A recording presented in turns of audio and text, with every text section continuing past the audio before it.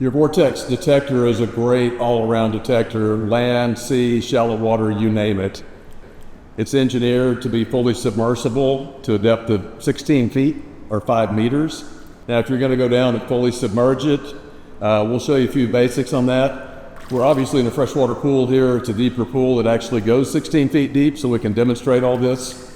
And we can show you in clear water how it works. Most of the time we're going to be in the ocean or in the lake, but today would be a good place to demonstrate some of these features. Obviously, radio signals don't transmit well underwater. So if you're going to be fully submerged, you're going to want submersible headphones. We have these blue Vortex submersible headphones. Plug into the back of your control box. That's what you're going to want for submerged use. For underwater searching, you oftentimes want to collapse your detector, make it as small and compact as possible. So with the Vortex, you can do that due to different pin positions here in the stem. So this cam lock, if you loosen this one, you can collapse the shafts in, drop this middle shaft in by pushing the button and sliding it back.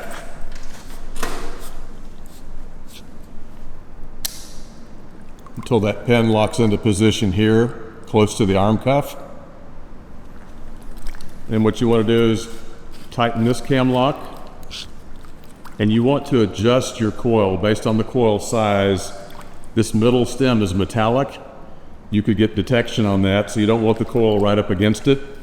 So I want to loosen this cam lock and slide this back. And what I do as a rule of thumb is I want to get the toe of this coil, the tail of this coil, about a ½ inch or so away from this cam lock, and then tighten it up. And of course you can wrap your cable and tighten all this up so you don't have any play. But that would be about the right distance right there with this 8.5, 11-inch size coil. And you can either operate it this way if you're scanning a cave wall, or at your normal dive angle as you're going through the water, searching the bottom. But maintain about a ½ inch or about a 1.25 centimeters there distance between this cam lock to avoid upper metallic shaft detection. So we showed you the standard 8.5, 11 Raider coil. This is the 6x11 Viper coil, a little bit smaller, a good sized coil for underwater use. Same rule of thumb. We've got our pin position back here close to the cuff in the dive position. Got this lowered back on this cam lock. This one's loose. So as a rule of thumb, I'm going to slide this coil back, roughly ½ an inch or so from this cam lock. And then I'm going to tighten it up before I go underwater. And when I'm below, I can have my coil in whatever position I want. Don't have the problem with the upper stem detection of that metal.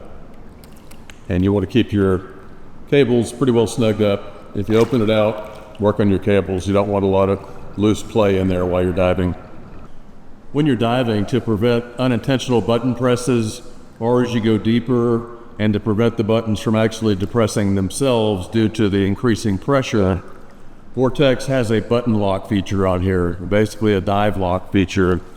So you just go into your menu settings and scroll up to this dive lock feature, and it shows you the buttons to press in case you forget. What you do is actually push the plus and minus buttons simultaneously 3 times quickly like that, and it locks your screen so that nothing can be changed underwater. You can actually see the little icon on the screen showing that it's in dive lock or button lock mode. To release the dive lock or to release the button lock feature, you simply repeat the process. Plus and minus keys, simultaneously pressing them 3 times quickly. 1, 2, 3. Icon is gone. All functionality is back on the keypad. You do not have to be in the menu mode. It's just there to show you in the graphical format what the buttons are in case you forget. But I can be, anytime I'm getting ready to go under, simply hit the plus and minus buttons 3 times. And now I've got it in dive lock mode. Buttons are locked.